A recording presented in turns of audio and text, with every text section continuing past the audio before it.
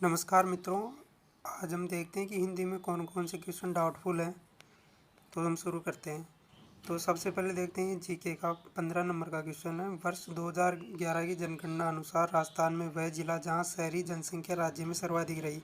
अब हम हिंदी में देखते हैं तो इसका सीधा सीधा आंसर हमको उदयपुर मिल रहा है। लेकिन अगर इसी क्वेश्चन को हम इंग्लिश में देखते हैं तो वहाँ लिखा हुआ है परसेंटेज ऑफ अर्बन पॉपुलेशन। तो यहाँ पर परसेंटेज लिखा हुआ है इंग्लिश में सीधा सीधा, तो इंग्लिश के अनुसार इसका आंसर कोटा आ रहा है।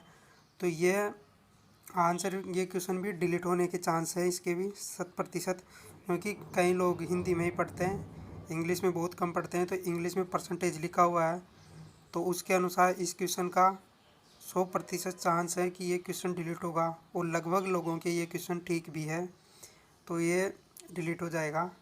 तो अब हम आइए देखते हैं दूसरा क्वेश्चन कौन सा है। अब देखते हैं 45 नंबर का क्वेश्चन। 25% आरक्षित सीटों में से कितनी प्रतिशत सीट अनुसूचित जाति व अनुसूचित जनजाति के अतिरिक्त असुविधाग्रस्त समूह वर्ग के बच्चों के लिए आरक्षित की गई है। तो वैसे तो इसका आंसर 7.5% होना चाहिए, सी ऑप्शन ठीक है इसका। पर बोर्ड अपनी आंसर की में इसका उत्तर क्या मानता है, क्योंकि इस प्रश्न का आंसर कहीं भी नहीं मिल रहा।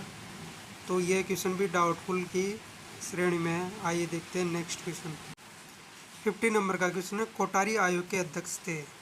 तो अब इसमें जो चारों ऑप्शन है दातार सिंह, प्रभुदान सिंह, स्वामी सिंह और लक्ष्मण सिंह, ये चारों ऑप्शन इसका ठीक आंसर नहीं है, क्योंकि इसका बिल्कुल करेक्ट आंसर है दौलत सिंह कोठारी। और मेरे को ऐसे लगता है कि ये ऑप्शन है ना दातार सिंह, उस दौलत सिंह कोठारी की जगह इन्होंने दातार सिंह कर दिया, मिस प्रिंटिंग हो चुकी है। तो एक क्वेश्चन तो 101% डिलीट होगा, 50 नंबर का क्वेश्चन। तो इसको आप अपने नंबरों में काउंट करके मत चलना, ये क्वेश्चन 100% डिलीट है। आइए देखते हैं नेक्स्ट क्वेश्चन। अगर अनुसूचित जाति वर्ग के लिए आरक्षित सीटों के लिए समुचित मात्रा में आवेदन प्राप्त ना हो तो उन्हें कौन से वर्ग से भरा जा सकता है। तो वैसे तो इसका सीधा सीधा आंसर होगा अनुसूचित जनजाति, डी ऑप्शन। परंतु यह नियम पहले था, अभी वर्तमान समय में यह नियम है कि अगर अनुसूचित जाति की सीटें खाली रह जाती है तो वह बैकलॉग में चली जाती है, मतलब अगले वर्ष जब भी भर्ती आएगी तो उन्हें वापस उन सीटों को काउंट किया जाएगा और उसी वर्ग से भरा जाएगा। तो ये क्वेश्चन भी डिलीट हो सकता है, तो इसे भी आप ठीक नहीं माने और अपने आंसर की में इसको नहीं जोड़े। देखिए नेक्स्ट क्वेश्चन 67 है, प्रभा एक सुशील कन्या है, वाक्य में विशेष्य है। वैसे तो इसका आंसर सीधा सीधा प्रभा निकल रहा है, क्योंकि यहाँ पर प्रभा की विशेषता बता रहा है, परंतु कई लोग इसका आंसर कन्या भी मान रहे हैं। तो ये ऑप्शन भी डाउटफुल की श्रेणी में है, तो इसे भी आप काउंट करके मत चलिए। तो 67 का नंबर है ये। अब आइए देखते हैं नेक्स्ट क्वेश्चन। निम्नलिखित में से कौन सा शब्द जातिवाचक संज्ञा से निर्मित भाववाचक संज्ञा नहीं है। वैसे तो इसका आंसर कंजूसी होगा, ये जातिवाचक संज्ञा से निर्मित नहीं है, परंतु कई विद्वान टीचर इसका आंसर सटता भी बता रहे हैं। तो इसमें सटता, सी ऑप्शन और बी कंजूसी, इन दोनों पे ऑप्शंस पे डाउट है, तो कोई सा भी इसका उत्तर हो सकता है। लगभग इसका आंसर वैसे तो कंजूसी ही है, फिर भी 1% चांस है कि सटता भी हो सकता है, तो इस क्वेश्चन पर भी डाउट है। तो आइए देखते हैं नेक्स्ट कौन सा क्वेश्चन है जिस पर हमको डाउट हो सकता है।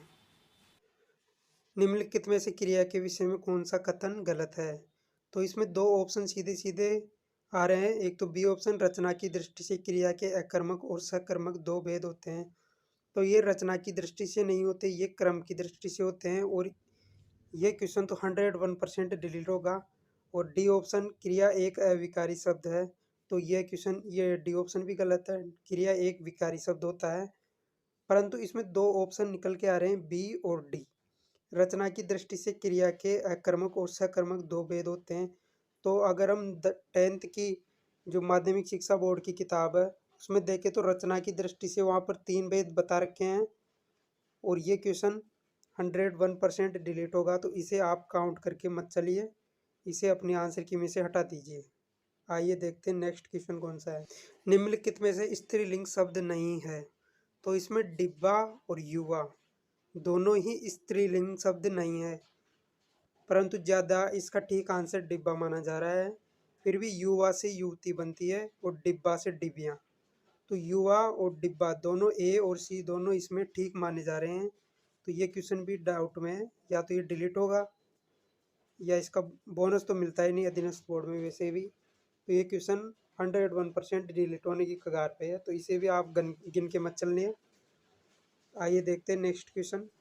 निम्नलिखित में से जातिवाचक संज्ञा से बना भाववाचक संज्ञा शब्द कौन सा है?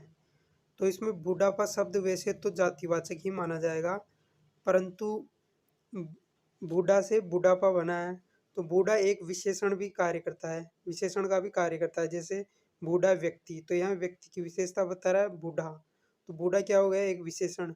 तो इस क्वेश्चन में भी डाउट है, क्योंकि बूढ़ा विशेषण भी हो सकता है और जातिवाचक संज्ञा भी हो सकता है। तो इस प्रकार से ये क्वेश्चन भी डाउट में है। आइए देखते हैं नेक्स्ट क्वेश्चन कौन सा है।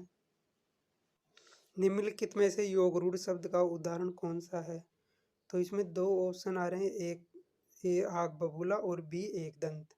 लगभग कोचिंग वाले सभी इसका एक दंत ही मान रहे हैं, परंतु आग बबूला भी इसका, कुछ कोचिंग वाले इसका उत्तर आग बबूला भी मान रहे हैं। तो ये क्वेश्चन भी डाउट में है, तो इस पर भी आपत्ति लग सकती है। तो आइए देखते हैं, अब नेक्स्ट क्वेश्चन की तरफ चलते हैं। ये साइकोलॉजी में से क्वेश्चन है। अदिति प्रातःकालीन कक्षा में जाने के कारण नाश्ता कभी कभी कर पाती है, पेट खाली रहने और पेट में गड़गड़ाहट होने के कारण उसे खाने की इच्छा होती है। तो इस क्वेश्चन में आवश्यकता और अंतर्नोद ये दोनों माने जा सकते हैं, क्योंकि आवश्यकता शब्द एस मंगल की किताब है, उसमें आवश्यकता के अंतर्गत बताया गया है इसको। तो ये क्वेश्चन भी डाउट में है, तो इन दोनों ऑप्शन में आवश्यकता और अंतर्नोद इनमें से कोई सा भी हो सकता है। तो इस प्रकार हमने पूरे क्वेश्चंस का विश्लेषण कर दिया है।